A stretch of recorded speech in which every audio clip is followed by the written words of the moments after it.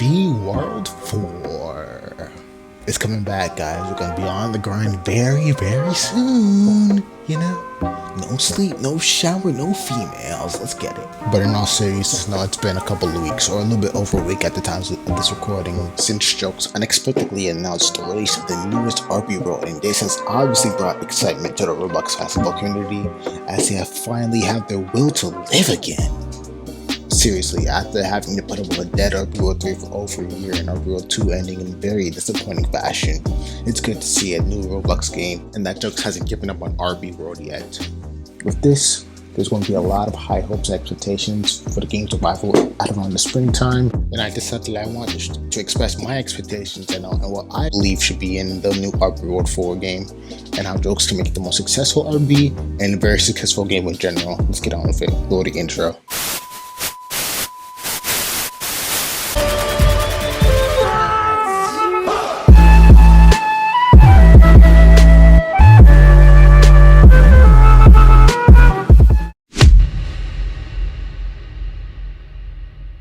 Before I get on with this list, about 80% of people who watch my videos are not subbed.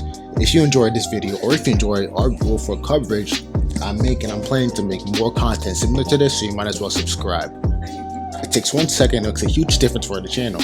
I also celebrated 300 subscribers, the third installment of the GSG funny/entertaining moments compilation. I've received nothing but praise from the video, and I've really enjoyed making it. So if you ever want to laugh, or you have nothing to do, or nothing to watch, why not check it out? And don't forget to leave a like, as it helps the video reach more people via YouTube's algorithm, and it will help my channel's performance. Thank you. Alright, so starting at number 1, we have the ARCHETYPE system, and the main point I want to cover in this topic are build creativity, having more build for bigs as a whole, and the issue with the power forward position. So it's been confirmed via Jokes' stream that we will have the dual ARCHETYPE system back for RB World 4. This time, it looks like he added more builds and more ability to create different builds. Now, I know the system might not be perfect, but I believe this is an improvement from RB World 3 due to the fact that we'll have more opportunity to make our own builds, and just due to the fact that it allows more room for us to create more unique builds and builds that we haven't really seen before, which allows players to make, their own sleeper builds with builds that people haven't seen before. And I believe that by having that refurnished system, where players can be themselves and just have the ability to just make their own builds and know that build is unique to them and it's hard to recreate. Now, focusing on positions, I really hope Jokes added more builds for bigs, just due to the fact that looking back on RB World 3, there was really only 3 builds you can make for a big man, compared to the many other builds you can make for wing players and guards. The problem with bigs in RB World 3 was the fact that there were very few builds to choose from, and within that problem, the majority of these builds are for traditional big men. I'm sorry about that. Preventing players from potentially making their own unique builds. The build that was even closest to being different from traditional big men was the shot stretch, and even then, that build was only good for spacing the floor until hitting legend, depending on the height, of course. I do have hope that Jokes will fulfill this void, as he already added class cleaners. Also note that he also added playmaking bigs. I forgot to add that. Moving on, we're going to talk about takeovers, special abilities, and the main topics we're going to talk about are the takeovers, or a zone badge, having the progress visible and possibly team takeover, and having it be a part of the new game's reward system. In order to add a wow factor and make the game more interesting, players should be rewarded for being hot and or making a string of good plays with a boost in their abilities, making them better and sustaining their momentum.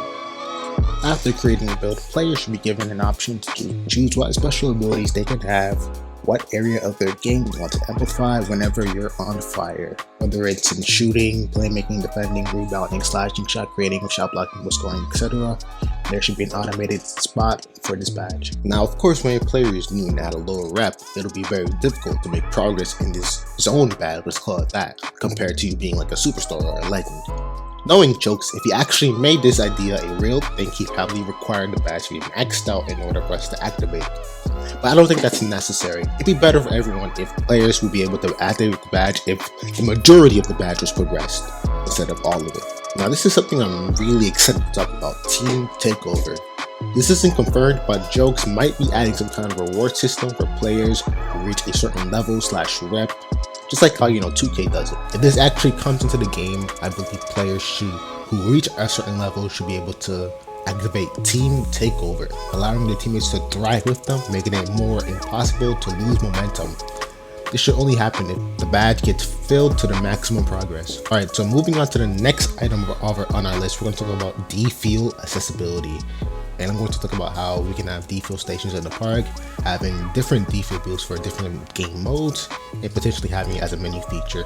Alright, so going back to Arbor 3 Alpha, the park, if you remember guys, the park had its own defuel station right smack in the middle of the park. And at the time, I thought of this as a very good addition due to the fact that players didn't have to leave the park in order to receive their boost. They could just go to the station and go back to the spot in the park and just play their game. This obviously changed when Jokes revamped the parks in Arbor 3 Beta. For Arbor 4, I did not want to see the defuel only being in the plaza. One method to making the defuel boost more accessible is having maybe mobile defuel stations at the park, rec, or gym in order for players to just receive their boost without having to leave the place that they're in, leading to less time being consumed. Now you might be asking, why did you add gym to that list? Easy. Boosts should be able to be available for players in gym, allowing them to have a feel for how their players will perform in a setting where wins and losses don't count towards a record. It would also make gym games a lot more interesting. More on that point later. Elaborating on my first point, I believe that boosts should be separated from modes that aren't for park or rec, and this is for good reason. Yes, I know this does implicate that players will have to spend more coins for that, which is why players should start the game with a considerable amount of coins. And of course there's going to be alpha perks in infinite boost as well. Now the reason why boosts should be separated is due to the fact that for a lot of players, the roles and foci, which is focus and plural tense by the way, can and will change for each mode. For example, if you have an SF shot shooter, by the way, I have the ability, it's really good, I should show you sometime, it's a really good rare build in the game. And you wanted a speed boost for park and rec due to the fact that you wanted to ISO better since you have more speed with ball and more speed in general. But you want a shooting boost for gym or league or hub so you can extend your range and become a better off-ball player. Well, you should be able to have your own boost for that game mode instead of having to constantly change the shooting boost to speed boost all the time, leading you to waste more coins and creating an unnecessary hassle. Moving on to the last point of this topic, we'll be talking about potentially having boost as a menu feature. Now this would make buying boosts a whole lot quicker and convenient, as there's no physical space for players to go to receive their boost. Rather, players will be easily navigating through a menu, meaning that the player's boost will always be close to them and they don't have to spend too much time on getting boost. And this also eliminates any chance of them missing games because they don't have to hop off a spot to get their boost. Alright, now moving on to number 4, we're going to talk about attire for players. And the main topics I'm going to be covering are role customizations, facial hair, and having a shirtless feature. Now when it comes to apparel and customizations, I expect for an additional amount of clothes for players to wear, especially with jerseys. Now in Arbor 2, we had jerseys of different NBA legends and superstars and all-stars. But Arbor 3, it was replaced with the play now teams, and not really the players because their jerseys didn't even have their names on them, so that was kind of something. But now would it be a bad idea to combine both of these ideas along with just adding more clothes and apparel for players to choose from? And also jokes should be adding tattoos. I think tattoos should also be a thing.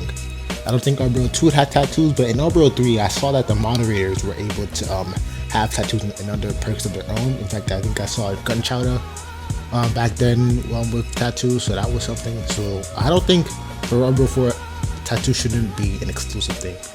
Now talking about facial hair just needs to be back in the game. Arbor 2 had facial hair, it was great, there was no problems about it. Jokes moved it from Arbor 3 for some reason, and now I want it back for Arbor 4. And I know I'm not the only one who thinks about this. Regular hair, if you had the same amount of autonomy and creativity when it came to facial hair, it will really make players feel original, and there'd be a lot different customizations you can make in a lot of different outfits. Alright, shirtless feature. Now this doesn't really need to be in the game as much as the other 2 points I was talking about, but it'd be nice to have an option to go shirtless. But the thing is, I just realized that there's males and females in the game. I was mostly thinking about, purely from the male standpoint, that there should be a shirtless feature. And I'm not sure everybody should have the ability to go shirtless. I feel like it should be an exclusive thing that can be reached by a certain level. So I believe by making it a threshold, it could be a good feature for players to reach. Alright, moving on to number 5, we're going to talk about sprinting, specifically where you're not in a game. Obviously, this will be good due to the fact that it will make traveling less difficult and time consuming. Players can get to and fro in a much more efficient way, less time being wasted, and more time to play the game. Also, I've been thinking about having vehicles in the game. Now, I might be getting a little bit ahead of myself, but I would definitely love having this feature in the game. Not only would it be fun for players to travel in their own vehicles, but it would also become a very fast transportation option rather than being on foot. Alright, moving on to the next item of our list, we're going to talk about seasonal/holiday updates. We're talking about Christmas, Halloween, etc., and talk about some season events and challenges. Alright, so focusing on stuff like Christmas and Halloween, this would definitely help players get into the holiday spirit, and adding new additions to the clothing shops will never hurt. Jokes actually did this for our birthday and Christmas of 2019, and it would be great if he did this for all of 2022's holidays throughout the year. And talking about seasonal events and challenges, it would be a huge plus if there was an event for holidays and other special days of the year. This will make the game feel less repetitive, it will keep jokes in the community connected, and it just creates a lot of excitement for the updates. This would, in result, have constant participation and popularity for the game throughout its time. Alright, moving on now. This is a much needed topic to talk about, and that is double and triple XP.